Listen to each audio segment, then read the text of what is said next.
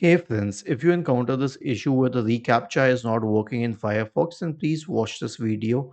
I will guide you through the procedure. But before this, I need to confirm one thing that the internet should be working. So before anything else, just go to this website fast.com and check the internet speed. Is it good enough? Because if the internet is not working, then the reCAPTCHA won't work at the first place.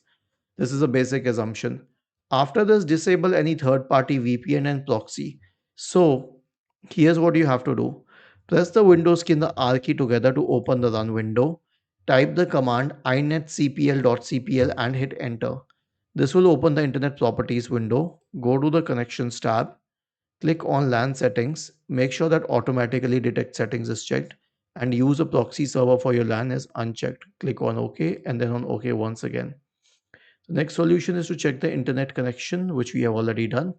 And the last one is to perform a full system antivirus scan, because if a virus has infected your system, then it may cause the reCAPTCHA not to work. So search for Windows Security in the Windows search bar and open Windows Security. Go to the Virus and Threat Protection tab on the list on the left hand side. Now select Scan options, select Full Scan, click on Scan Now. Was this helpful?